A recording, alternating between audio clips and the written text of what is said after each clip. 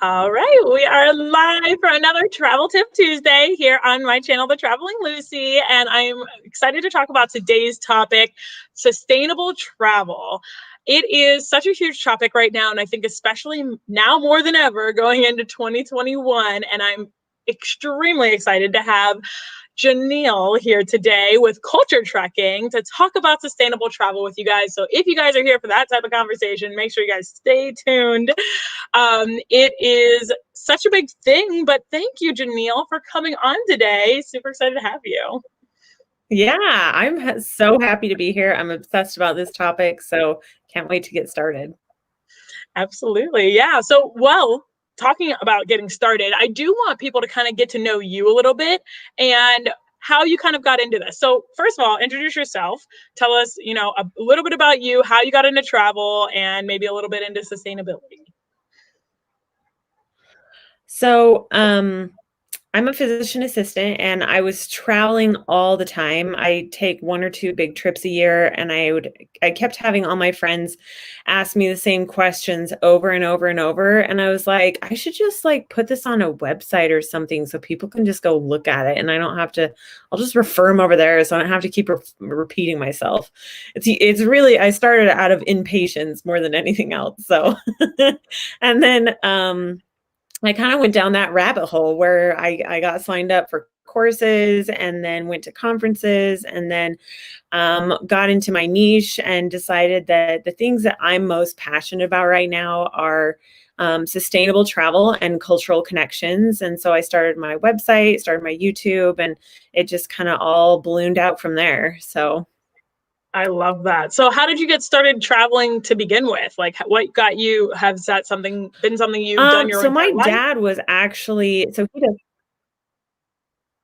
Sorry, there was a yeah, little bit so of my lag. dad actually, yeah, I was like, my dad actually, he does special events or did rather. Now with COVID, he's not doing it so much, but he did special events for like the Orange Bowl, the Sugar Bowl, the halftime. So he would hire us to go around with him, and I've danced in the Sugar Bowl, I've danced in the Orange Bowl. And it was just stuff like that he would take us around on his business trips, and then it just kind of ingrained this travel bug in me. But I'm also a Sagittarius, so heart for all those Sagittarius out there, Sagittarii, however you say it. Sagittarius. Yeah, who knows? I don't know what Who that knows? Anyway, that wild-hearted spirit, and that's kind of how I got into all of this. So I love that. No, I mean, and I think that as you start to travel a little bit more, it's funny how these things kind of catch your eye, right? And then all of a sudden you're like, oh wait, and you just find your passion, you almost happenstance kind of come across it, right? yeah, I think getting into the cultural connection and the sustainable adventure really happened when I took my trip to Morocco. I went over there by myself. I had actually been dating a guy from Morocco, went over there with his friends. They took me all the way from the north to the south and showed me all of the off the beaten path places and spaces and taught me about the culture of Morocco. And that is really that. And I think Israel, those two places, like the Arabic nations, and that's when all of the whole going after Al Qaeda and everything came up. And I just really wanted to change the rhetoric around, just because there's a small group of people that do something doesn't mean that it encompasses the entire population or religion or culture. So that's kind of where my passion stemmed from, all of that. So Absolutely. No, and I think that that's so true. There's so many places that people just automatically get a sense for without even ever going there, right? Everybody has their preconceived notions of places, and they are very easy and quick to judge a place without actually going and embracing the culture, right? yeah, for sure. Yeah. It's a crazy thing, but I love traveling. I think it's just honestly the best thing that anyone can do. Now, when it comes to being sustainable while you travel, what are some of the things that you do to be more sustainable during your travel? So I always try to look and pick adventures or any tours that are walkable, use public transport. They are either Indigenous sponsored or are run by Indigenous people. And then also if they have like a humanitarian cause with it, those are kind of the things that I look for just because of my background in medicine. The whole reason I got into medicine is so I could go on humanitarian trips. And so as I grow, more and more of what I do is going to be geared towards sustainability and humanitarian efforts and kind of that.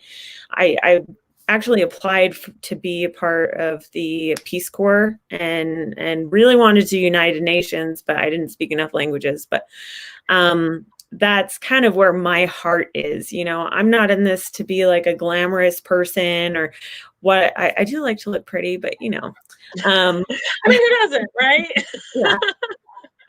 But it's more just the heart behind what I'm doing and not just for the free trips or the sponsorships or whatever. I think that would be great if brands could sponsor medical missions or humanitarian missions. And you do have to be careful about that savior mentality. But there are a lot of places where even just going to visit and like in Morocco, when I went to Morocco in Imswan, it's about an hour and a half drive south from Essaouira, where part of Game of Thrones was actually filmed. And so it's this tiny little beach town. And I did an interview with one of the locals there, and I said, "What is the one thing you would want for your town?" And he said, "I just want an ATM." They had zero, they didn't even have an ATM in their whole city. There were no stoplights, nothing. He just wanted an ATM for his city because he knew how that would change the entire city. And it's so small, but I just thought, man, first world problems like how does my hair look, you know, today or for this interview, whatever. And you just I think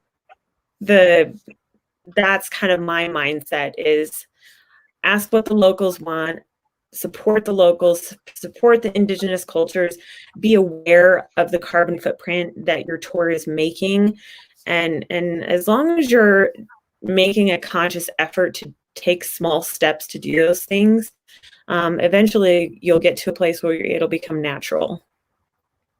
Absolutely. No, and there are so many little ways that you can make those things happen, right? At the end of the day, like it all kind of adds up. It's like everybody doing their little piece and part to make the world just a little bit more sustainable will probably go a very long way in the future. How with your research and such with that, like what has been the most shocking like statistic or thing that you've come across when it comes to sustainability? I think gentrification, I just learned about this the other day. Well, I kind of knew about it and I'd heard about it a lot with like people buying out, you know, expats or whoever. I don't want to just put everyone into one group, but there are expats. There are a lot of millionaires that go over and they buy these places and then they rent them out as Airbnbs. And then it jacks the prices of those rental places up, and the locals can't even live there anymore. They're barely scraping by with their tiny little mom and pop shops, you know. So and it's all politically driven. It is all driven by money, and that is what breaks my heart the most because I don't come from a rich family, and I saw how like I lived with my grandma so she could make ends meet just to get the property taxes because a lot of people from California are moving into Utah, and I see it here too. You know, the property taxes are going up so much because the housing prices are going up. I think that's been the most shocking thing to me, and just the disregard for taking care of your trash, packing it in, packing it out, and taking care of the places that you visit. You know, living in Utah, there's 5 national parks here, and people are carving their names into this red rock, this sandstone, and you can't get that back. And every time someone does that, they have to take it down. They have to damage the rock. below where they've carved those things in, there are people who have gone down to these ancient 1,000-year-old Anasazi ruins and used their petroglyphs as target practices. It's just the total disregard for history that breaks my heart. So those are some of the biggest things that I'm aware of right now. Yeah, absolutely. There are so many aspects, I think, that really like piece into it, because we should be preserving the world in which we live in, right? And I think a lot of times people almost feel like we're entitled to like where we are, like, oh, well, like I was born here, and we just have like this idea that like this is our land. But like yes, it is our land, like we live here, but at the end of the day, like we have to make sure that we're all working together to make sure that we're sustaining it. And those pieces of history, we shouldn't want to like discard them or, you know, deface them. Like those should be pieces that are preserved and people should be recognizing. I mean, think about when you go, like people go to Greece and such like that, like those, it's insane. It's insane how old Greece is and what they've done to preserve it. And just the history itself, it's like one of those things that really makes those history books like pop out of the pages, right? Because we're all, I think a lot of people aren't into history as much like when they're in school, but once you start to travel, once you're like embedded in it, it's like all of a sudden you're like, wow, all of those things that you've talked about in the past, or maybe things that you never even knew before, all of a sudden are popping up, and you're like, wow, you really realize like people lived here. This was a time, and like we need to be preserving these memories and also just taking better care of like our world and what we live in. For sure. I might butcher this quote, but I don't know if you've heard it. Travel is the exterminator of cultural bias. I agree. Yeah. But I thought that was so powerful. I have to get it up. I have to put that up on my wall. So I get a keep tattoo. Remembering that. I miss travel so much. Yeah, you can get a tattoo right every time I look in there. Not the bias. Like, exactly. Yep. That's funny. Oh, so I actually heard a term the other day, and I wonder like what you think of it, like the green countries. Have you heard that term before? Yeah. So Iceland, that they're trying to go totally green, and I'm excited for the new administration, not to make this political. I'm excited for the new administration, though, just to be able to enter back into those Paris Peace Accords, so that hopefully we can move towards a more green country ourselves here in America. And hopefully we will get there. I think that there's a lot of other countries that have taken steps to make sure that they're taking care of their land. And, you know, it's crazy because America has so many national parks. Like we have so much nature here. But I guess maybe it's just what are your thoughts on that? Like maybe is it just because there's so many people in like the overdeveloped cities that like people aren't experiencing that nature as much? Because we have a ton here in the US. This is kind of so I work in the medical field, y'all, and I kind of have a morbid sense of humor, but it's almost like if you grow up in an abused home and that's the only thing that you don't know anything different. I feel like it's the same kind of way with people who live in the big cities. Like they come out here to Utah and I take them down to a dark sky park and they literally stay up the entire night because they have never seen the galaxy. So again, travel is the exterminator of cultural bias, you know, and I think that could apply to natural bias as well. The more you know, the more you care is my train of thought. Absolutely. Just teaching them what is what, or just giving them the opportunity to be able to explore it, I think, and encouraging people to explore it. That's awesome. Yeah, so, I had a no, go ahead. I was just gonna say, if you hear my dogs in the background, I apologize. They like to bark at the mailman in every car that goes by. So what I was gonna say is I think one of the most meaningful trips that I ever went on that really helped me understand that whole bubble that I feel like I'm trying to expand my bubble, but again, the more you know, the more you care, and the more you want to know, and then it just keeps expanding. So I went down to Florida in Fort Lauderdale, and there's a group down there called STOP, STOP, and they go out and they work with the marine biologists to help save baby sea turtles from climbing up to the road. And the reason is, and this is what I didn't know, is that when sea turtles are born, they go towards the brightest light. Well, evolutionary wise, the brightest light should have or would have been the moon, which turtles usually will go and lay their eggs during a full moon when the current is high and can help their 200-pound bodies get up onto the highest part of the beach. And so this group goes and they took out all the foliage on the back so that the hotels can use the beach as part of their property or whatnot. And so it brought in all that light from the road and from the hotels. And so now the sea turtles are getting confused on if they should go into the ocean or if they should go back towards the hotel. So then they end up climbing into the road, they get run over, and STOP goes and actually saves them and helps them back into the ocean. So again, the more you know, the more you care.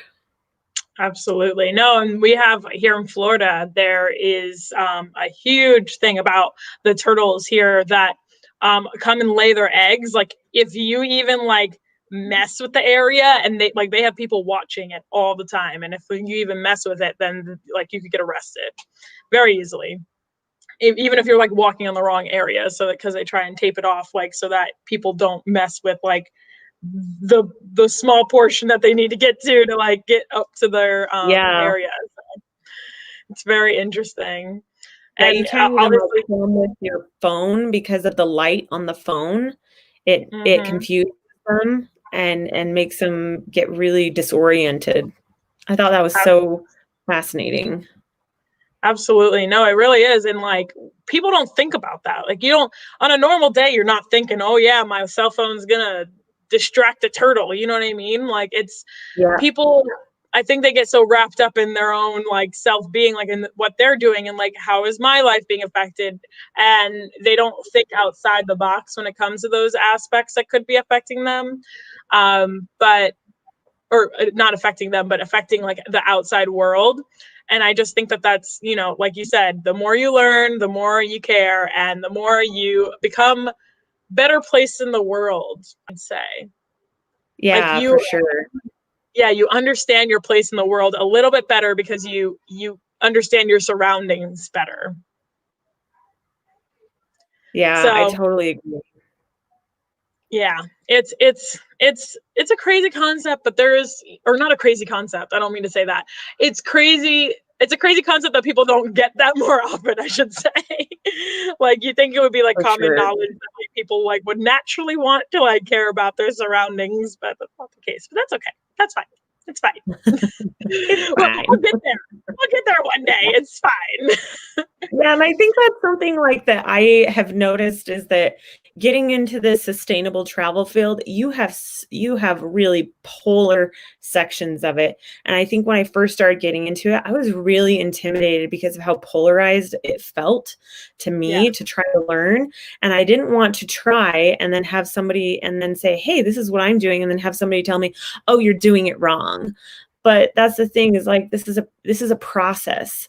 It's a progression. It's something that you take bit by bit. I started out by just being aware, and then I moved to using less plastic, and then I started asking locals things, and then now I'm looking for different research areas or websites like Impact Travel Alliance or different things for creators to spread awareness. I'm reaching out to tourism boards that are run by Indigenous people. And so if you're just getting started on this journey, the one thing I would say is just start by being aware and looking at your carbon footprint, looking at the Indigenous places where you live, looking at the people that you're electing into office and how they are supporting the Indigenous people in your area. Absolutely. No, that's great advice. And so, talking a little bit more into that, where have you, from like what the research, from what research you've done, like where do you see the future leaning towards as we kind of get into 2021 moving forward? Do you think that we're making progress towards where we need to be? It depends on who you ask. There are some people who say like, oh, the trash has gotten so much worse. 2020 was terrible, even though people weren't traveling, just because of all the increased plastic use and all, because of COVID, you have these single-use items that are just being put out nonstop. And then there are other people that are like, oh, well, look, the carbon or the smog in India and the canals in Venice are cleared up. And I mean, there's positive and negative to last year going into this year. But I do think that because people were able to see how good life could be when those things decreased, that people are starting to be more aware. Like everyone thought it was a farce before and that it was just made up, but now they have proof. There's proof in the pudding. Yeah, absolutely. No. And I mean, people were stuck at home, but there was a few different things that happened last year. So we had the aspect of, I feel like it was almost good for nature that like the whole world wasn't like traveling as much, right? It was just like a little bit of a break for nature. But at the same time, wasn't the fires in Australia earlier on in the year, like before COVID, I think? Yeah, the Yeah. fires in Australia and California, like even in Utah, like the snowpack And here is only at 40%, which is going to be, that means it's going to be a very terrible, dry summer. And there's going to be a lot of fires here, unfortunately. But I yeah. feel like, and I think the resounding thing that in the travel talks and the sustainable travel talks that I've had with people in the different spaces that I'm in is that never underestimate the power of the consumer. And the more that we have these discussions, the more people are going to be aware. And the more that they see how they can change, the more they will. Like, think about 10 years ago. We didn't have a ton of vegan options in stores. Now we have vegan options in every single store you go in, from the smallest to the largest grocery stores. We also have restaurants where no matter what menu you open, there are vegan options. I'm not personally vegan myself, but I do think that that does contribute, at decreasing your animal consumption. well, and But there it's was a whole oh, not. sorry. Go I ahead. was just going to say that type of thing where never underestimate the power of the consumer and how having these types of discussions can impact the world around you. Like, have it with your friends, have it with your family, have it with people on the other side of the world or in the different social media spaces that you're in. And maybe one day we can have some type of certification saying, yes, this is I know there's like a B Corp or something where it's, people can be certified to be a sustainable tour or business. I'm hoping that like TripAdvisor, there's going to be some kind of seal that they can put on their business or their tour that says, yes, we are a sustainably minded tour, and we can go and research those specifically, just like on TripAdvisor. Yeah, and I love that too, because I think that probably will happen, because it's all about supply and demand, or supply and demand when it comes to like what people want, right? So I feel like the younger generation definitely has that pull towards, they want to be more sustainable. They care about nature. They care about, I mean, we've had the plastic straw, that whole movement happened, and now I don't know about other states, but and I've been to a few other states obviously, but from the standpoint in Florida is like, you can't go to a restaurant without it being like a recyclable type of plastic, or it's, a lot of them are like the paper, or all the different options like the silicone. There's a bunch of different options that people have done with that whole movement. There was one other thing that I think happened last year too, with just the movement towards more sustainable aspects within restaurants. I just think that as it's the supply and demand of what people want it's going to move in that direction. I mean, look at Tesla. Like, Tesla's a big thing. That's going to be impeding the market soon, and that's going to be a huge shift in the culture of cars.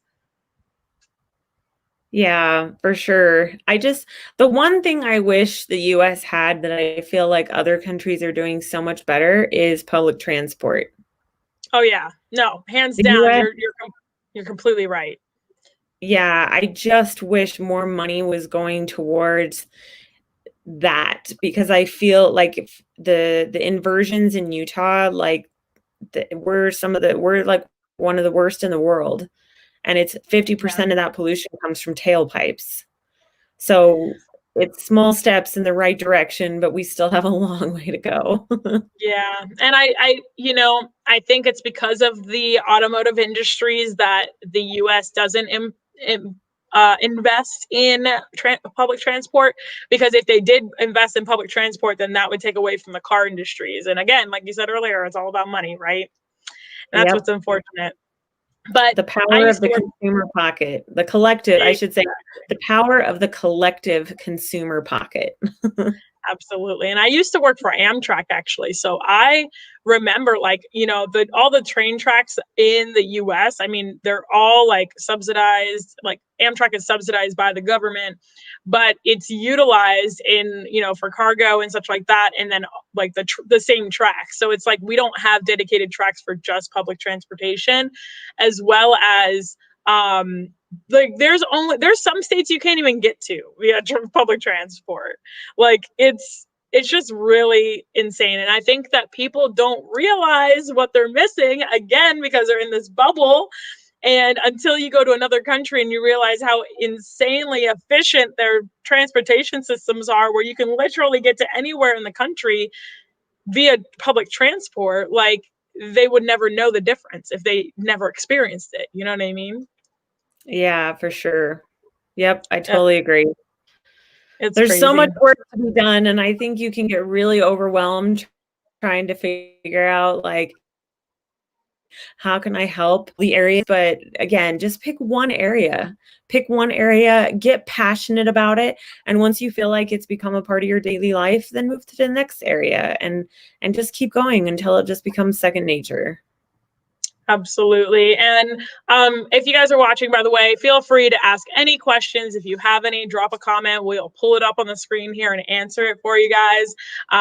But thank you, Janiel, just for that conversation. But, talking about what you just mentioned, where I think a lot of people do get overwhelmed by it. They're like, oh, how can I make an impact individually, right? Because they think of it as like, if everybody's not doing it and I'm the only one doing it, then it's not making a difference, right?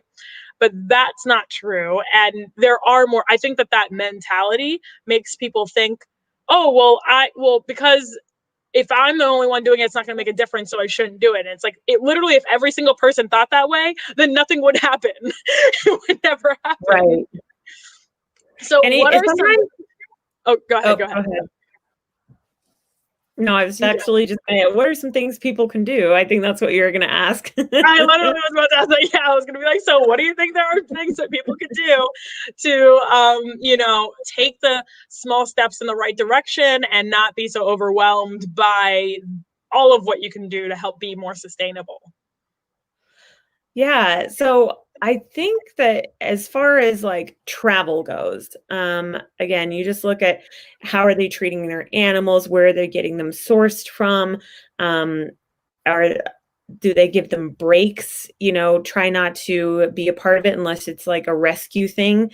If you really want to do it, just do your research before you go and participate. That would be my biggest advice. And then as far as like, we're not traveling right now, but there are things that you can do in your daily life. Bring those reusable bags to the store. If you don't want to use reusable bags, at the very least, go and recycle them. Have that recycle bin outside your house. Ask, if you buy in bulk, switch out your soaps for I think Lush, they have the plastic-free hair conditioner and soap. They have lotions that you can get that are plastic-free, wrapped in paper, that sort of thing. You can, but like I said, you can buy in bulk instead of just getting those small, tiny bottles everywhere. You can ask your hotels, like, hey, are you sustainably minded? There are some hotels that they, if you are a hotel, you can put those those dispensers where people can just push and get the soap out instead of turning over those tiny small bottles. Bring around. What I did is I bought my own bamboo cutlery, and I have that in my purse. So wherever I go, I just say, and it has my straw, my fork, my spoon. So if I'm traveling and they try to hand me some plastic fork or spoon, then I just go ahead and I just say, hey, I already have this. I can use my stuff. It's just it's the little steps. It's not just about the carbon footprint or the decreased plastic use. You also have to educate yourself on, like, I just learned about this the other day about assimilation, where you always think that you know what's going on, but sometimes you don't. They don't all teach you the whole story in school. So that's where you have to really delve into things. Case in point, like, look at the whole BLM movement. There are so many things that I learned just from that movement and all that education that came out about that. But even like the indigenous populations back east and how they were in assimilation schools, you can watch those PBS hour things. You can watch the Zac Efron stuff, and the Zac Efron show on Netflix, where it's all about sustainability. You can see what other countries are doing in their culture, where people can, instead of having plastic bottles, they can just drink right out of a fountain. Like if you go to Rome, those are things that you can do that or support that can really make a difference in your hometown. And the more voices that are, combined, the better off that we're going to be. Absolutely. And one of those things is the bottles, just like you mentioned, like water bottles. There are so many places now that are having the refillable water bottle stations, like in the airport, when you're traveling. It's very easy to, utilize that aspect. And that can save a bunch of plastic. I think even in the water bottle refills here in the US, it actually tells you how many bottles you've saved with, like, or in most of them, I think. We actually have Tammy chiming in here. She says, interesting topic. Many of the lines and vendors that she works with are moving in the right direction in the grand scale of things. So that's good. That's great to hear, Tammy. Thanks for sharing that. And then she also said her concerns that she has is how they will continue to go there and still meet guidelines that the CDC pushes on them for disinfection and sanitation. So I actually know Tammy, and she is a travel agent. So that's, right here on the topic we're on right now. So that's actually a very great point to bring up, that how are they going to continue with all of the aspects of disinfecting, right? And just hopefully they're taking a sustainable course with that when they start to open back up, like cruise lines and such like that. And I think I actually, those public transportation systems, like, they took a huge hit during this whole thing. And I hope that they won't like start cutting corners elsewhere to be able to like make ends meet. You know what I mean? Yeah. And so I was in a group the other day where they were talking, like, there was an e-bike businessman that said, I want to be more sustainable, but he runs an e-bike tour in Austin. And he's like, I don't know how to provide these reusable bottles, have the sanitation before. I'm doing 1,200 biking events in a week. I can't have that much stock on hand. And I thought, well, maybe paper cups. And I think none of us, I mean, there were really bunch of great people in there, these great minds, innovators and things in this group. And none of us could come up with an answer. But that doesn't mean you stop trying. Anywhere that you go, you keep bringing this up, you keep asking people, and the more that you bring awareness to it, the more people are going to pay attention to it, and the more creative minds that are brought together, there will eventually become an answer. But like I said, there's so many things that we can work on, but not all of them are going to be solved right now. It takes time, but having these type of conversations is the first step. That would be my take on it.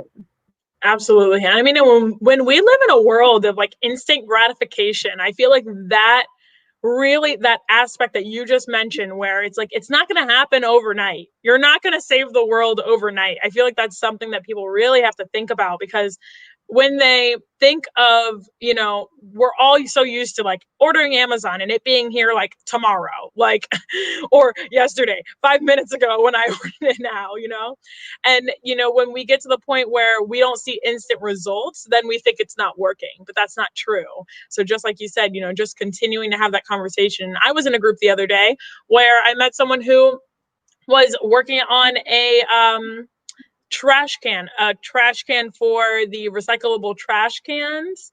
So this trash can's insane, and like you will like put in the trash in the trash can, and it will literally take it and like compost it for you and like put it into a little cube for you, like for you to be able to recycle, rather than it's going to help like the large like dumpster situations by sorting all of that aspects. It's like a smart trash can, like way smarter than me. Yeah, I think it's called, I'll look it up really quick, but I think it's called Bank Loop. BANQLOOP. Yeah. Bank loop, bonk loop, bonk loop, bank loop. Yeah. Yep. BANQLOOP. You'll look it up on Instagram and you'll see the prototype that they just launched. But the cool thing about that is that within like 0.02 seconds, they can identify the different products. It will be able to separate it, even if there is liquid inside of the plastic bottle. It can separate it, it grinds it up, packs it down, and then that can be shipped back to the manufacturer for reuse.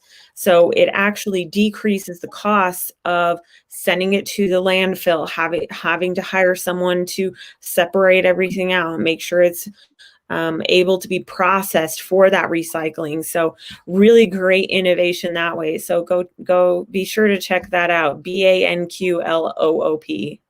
Yeah, I can put that up on the what was it? How is it spelled? BANQLOOP. Yep, LOOP, and you can find it on Instagram. There you go. Check them out. Innovation at its finest. When they're making trash cans smarter than you, what do you do? Yeah. And I actually saw a really great tip, actually, when you're going to hotels and everything. So we all know those little shampoo bottles and like the soaps that they have there. If you utilize those, I saw a tip the other day that was like, take those home with you, like reuse them, like continue to use that, because if you have the plastic bottle and you use like half the shampoo or half the conditioner and you just leave it there, then they're going to throw that away. So you can take those home and finish them off and then reuse those bottles or recycle those bottles, and that's like an aspect that you can help while you're traveling in that sense. Yeah, those are really great for like if you go backpacking. They're really lightweight and they don't well, some of them leak, but some of them don't. So if you have a good one, they don't leak. But even the ones that are not so good, you can take those. You can clean them out, use them to put sauces in, and then take that with your lunches. I mean, there are so many different uses that you can use for those.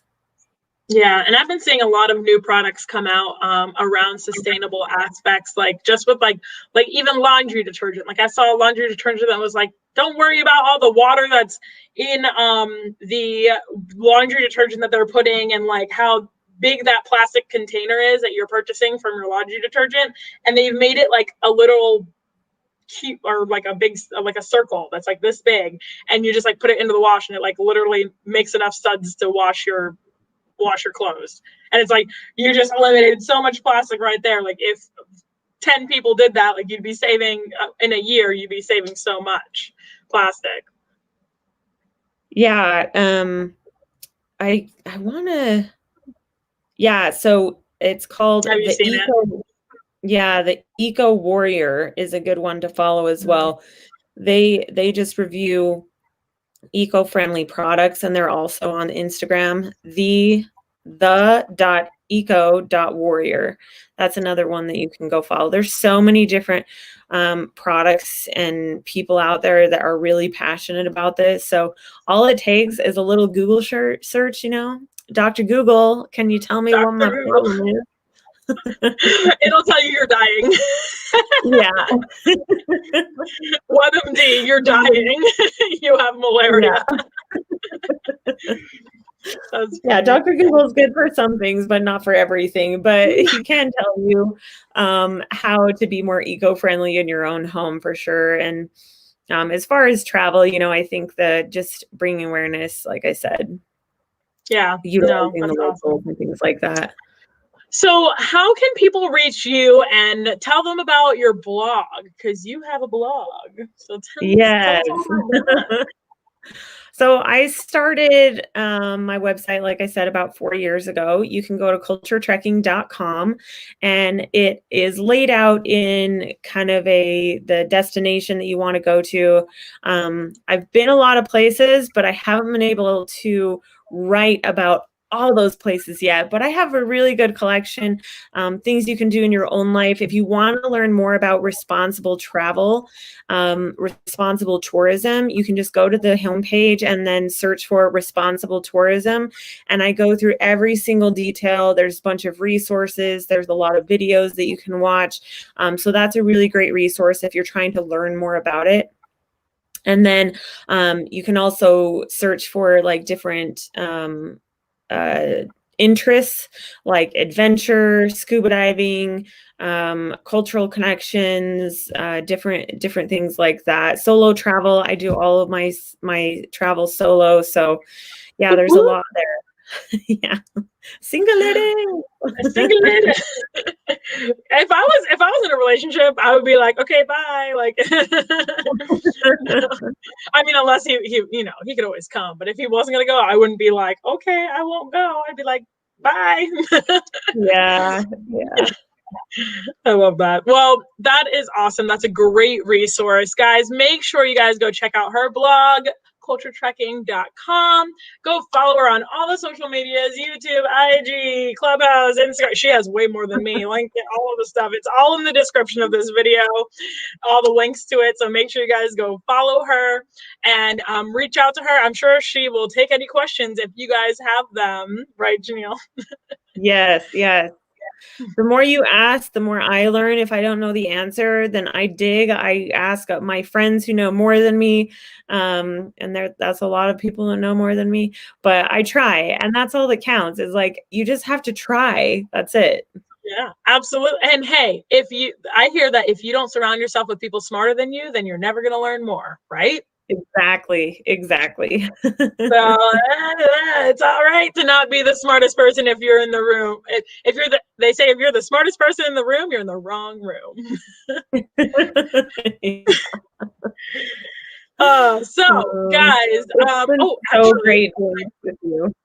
Yeah, thank you so much for coming on. I really appreciate it. Guys, I actually met Janiel on Clubhouse, which is like a new social media, which if you guys are on it, follow her, Culture Trekking, follow me, The Traveling Lucy. But what an amazing app to connect with people and just learn more about the world. It's all over the world. People are coming on there and sharing their knowledge, but just making connections. And I love it. We're obsessed, but that's all right.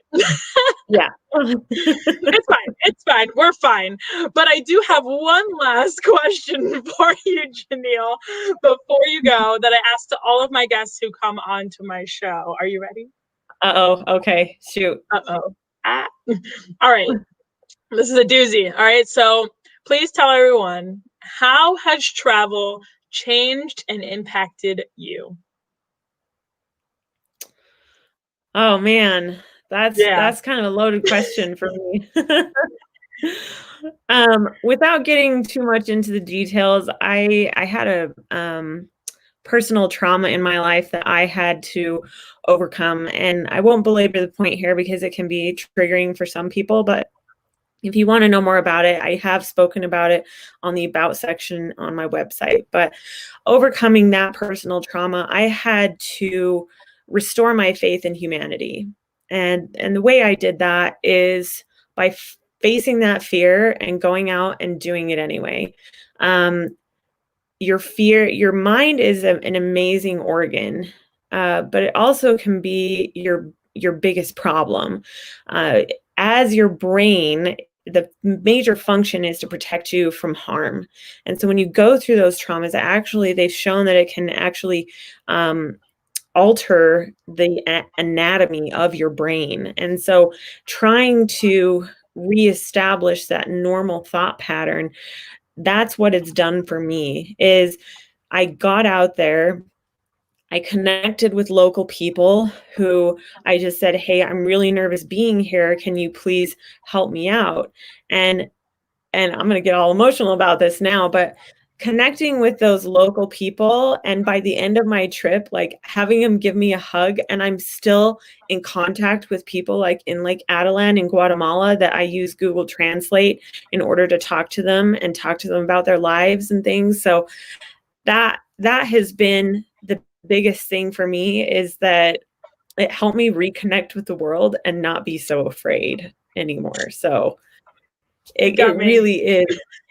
Yeah, it really is like such a life changer. And if you haven't done it or you're afraid to do it, like it's going to be something that will change your life. So I'm going to stop talking. Otherwise I'll keep crying. Oh, girl, you got me. I'm tearing up. I am. No, that's why I love asking that question for people, because I think every traveler, it has changed and impacted their life in such an incredible way. And I love it because it's the same question, but everybody answers it differently. But it's all surrounded around the same thing, that it changed their life instrumentally. It was just an amazing experience. And thank you so much for sharing that bit. I it's a speechless type of thing for me. Even it's just, I think you said it very beautifully. The connections that you make are just invaluable. You won't look, you won't Yeah. meet them when you're in your house. I'll tell you that. Yeah. I mean, well, actually, Clubhouse might have solved that issue. Yeah, maybe. Just kidding. Don't avoid traveling. Don't go to Clubhouse. You can go to Yeah, Clubhouse for yeah. travel Don't get out there. inspiration.